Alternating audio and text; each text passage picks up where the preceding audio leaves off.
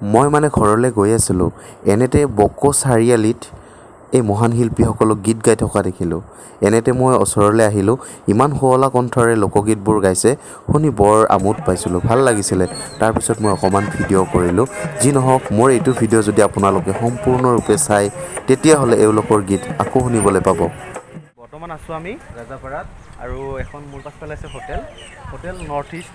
আমি ইয়াতে মানে কিবা কিবি খাম বুলি আহিছোঁ আৰু আচলতে আজি আমাৰ উদ্দেশ্য আছিলে অলপ ঘূৰিলোঁ, কিন্তু আমাৰ বিশেষ এটা কাম আছিলে। কামটো হ'ল আমি এখন শ্বৰ্ট ফিল্ম কৰিছিলোঁ ৰিচেণ্ট, আজি 4-5 দিন আগত। সেই শ্বৰ্ট ফিল্মখনৰ আমি মানে ভইচ ডাবিং দিবৰ কাৰণে আহিছিলোঁ। আৰু ইয়াত আছে ভিগু, আৰু এই আছে শ্বৰ্ট ফিল্মখনৰ মেইনলি ডাইৰেকশ্যন কৰিছে আৰু স্ক্ৰিপ্টখন লিখিছে। চ' আমি গোটেইবিলাকৰ কামবিলাক হৈ গ'ল। নমস্কাৰ, স্বাগতম জনাইছোঁ জিতু ব্লগছলৈ। আজি মোৰ অন্য এটা ভিডিঅ'লৈ আপোনালোকক সকলোকে আকৌ এবাৰ পুনৰ স্বাগতম।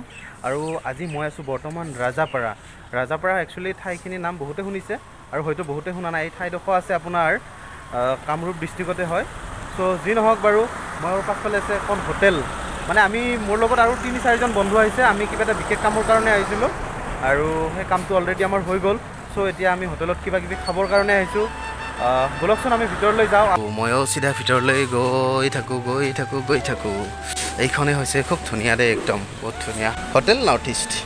এইয়া ভাইহঁতে এয়া হাত মুখ ধুই আছে। মই অলপ পিছ পৰি ৰ'লোঁ মানে আৰু। অ' ভাই, কিবা কবি না? ফ্ৰেছ হ'লে আৰু কিবা কিবি খাবি আৰু ন? কি খাবি, ৰুটি মাংস নে কিবা বেলেগ? আচ্ছা আৰু ফ্ৰিগু কি খাবি? ফ্ৰিগু ৰুটি আৰু গাহৰি। আচ্ছা ঠিকে আছে বাৰু। ময়ো আছোঁ দেখোন, আইনাখনৰ কাৰণে মোকো দেখিছে দে, ভাল লাগিছে দে। থৈ দি মজা দে ভাই। কিমান ধোৱা? হ'ব দে ভাই, মই ধুই দিওঁ দে। ফোনটো এবাৰ ধৰি থৈ দিওঁ আৰু।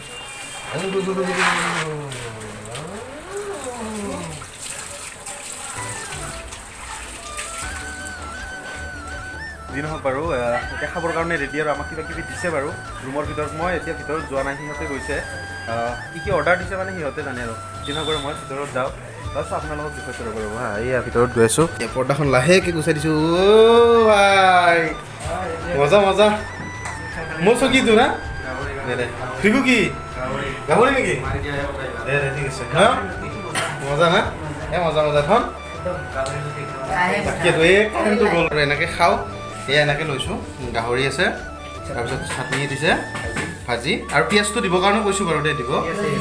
এই পিঁয়াজ দি কৈছোঁ বাৰু। এই পিঁয়াজ, নেমু, আচাৰ, জলকীয়া, নিমখ, এই ৰুটি লৈছোঁ। এয়া গোটেইবিলাক একে একদম। এতিয়া ধুনীয়াকৈ পেট ভৰাই খাম। ভিডিঅ'টো চাই থাককচোন, বহুত ডেঞ্জাৰ বস্তু দেখুৱাম আপোনালোকক এটা। মই বহি যাম এইবাৰ দেই, ভিগু মই বহিম তহঁতৰ লগত। আৰু এই আৰু খাই লওঁ হা। দে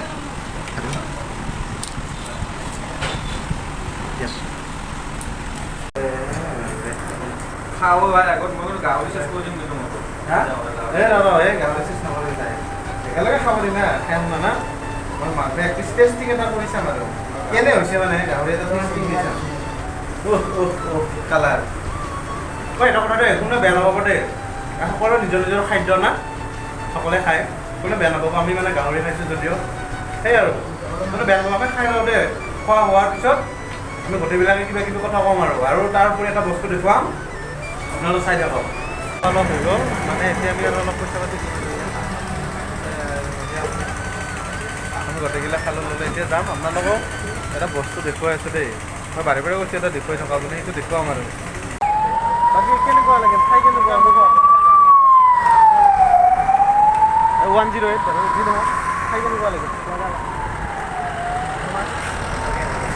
বাকী কাম কৰিলোঁ আৰু অনাগত দিনবোৰত তেনেকৈ কাম কৰিম আৰু ন। অতি শীঘ্ৰে আপোনালোকে দেখিবলৈ পাব হেৰুৱা মৰম, এখন খুব ধুনীয়া ৰোমেণ্টিক, খুব ধুনীয়া দুখৰ ট্ৰেজেডি। গাড়ী এখন গৈছে ৰ'বা, খুব ধুনীয়া দুখৰ আৰু ট্ৰেজেডি এখন শ্বৰ্ট ফিল্ম। সকলোৱে চাব, চাই কমেণ্ট কৰিব, কেনেকুৱা হৈছে জনাব, আৰু যিমান পাৰে আমাৰ শ্বৰ্ট ফিল্মখন শ্বেয়াৰ কৰি দিব আৰু ন। হেৰুৱা মৰম। আৰু ধনৰ চেনেলটো আছে ধন ফিল্মছ নামত ন, ধন ফিল্মছত পাব। হেৰুৱা মৰম একদম ছুপাৰ হিট, মানে ছুপাৰ হিট বুলিও কৈছোঁ আৰু। যাম, বাই ন, বাই একেলগে যাম বাৰু, একেলগে যাম। এয়া আমি গৈ আছোঁ বাৰু এতিয়া। আৰু দেখিছেনে আগপিনে এটা আমাৰ গণেশ বাবা হাতী আছে। বহুত দিনৰ মূৰত দেখিলোঁ দেই গণেশ বাবা।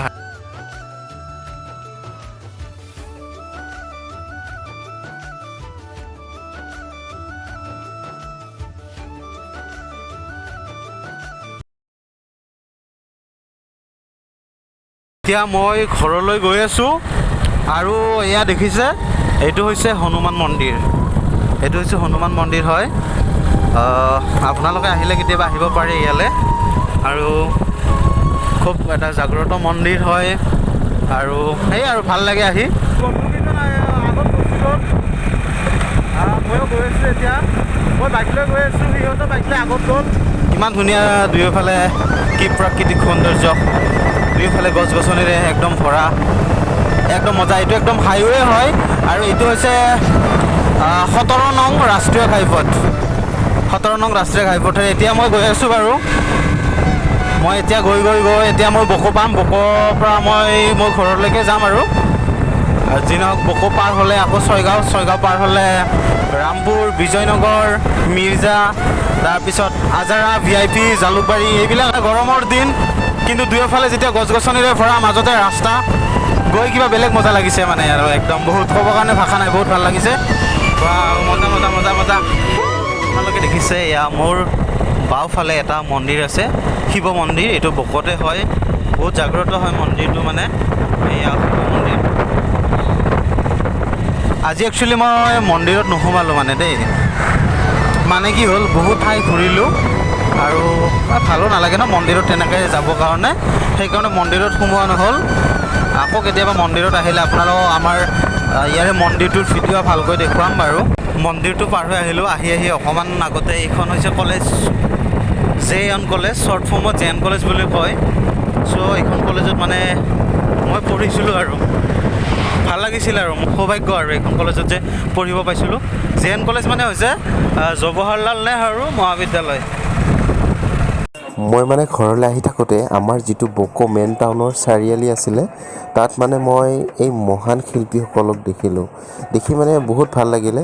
ইমান ধুনীয়াকৈ তেওঁলোকে গীত গাই আছিলে। ওচৰত গৈ মই অকণমান ভিডিঅ' শ্বট কৰিলোঁ আৰু চকুৰে নেদেখে আৰু ইমান ধুনীয়াকৈ স্পষ্টবাদীকৈ গীতবোৰ গাইছে। যি নহওক বাৰু, এনেকুৱা শিল্পীক যদি পাৰোঁ আমাৰ সামৰ্থ্য অনুযায়ী সহায় কৰিব লাগে। আৰু যিয়ে নহওক, এই মহান শিল্পী লোকসকললৈ থাকিল মোৰ ফালৰ পৰা হেজাৰ প্ৰণাম। এইখিনিতে মই কথা এটি কওঁ, যদি মোৰ চেনেলত আপোনালোকে কোনোবাই নতুনকৈ ভিডিঅ' চাই আছে, তেতিয়াহ'লে মোৰ চেনেলটো ছাবস্ক্ৰাইব কৰিব আৰু ছাইডত থকা বেল আইকনটো প্ৰেছ কৰিবলৈ নাপাহৰিব আৰু ছাবস্ক্ৰাইব কৰিব বুলি আশা থাকিল।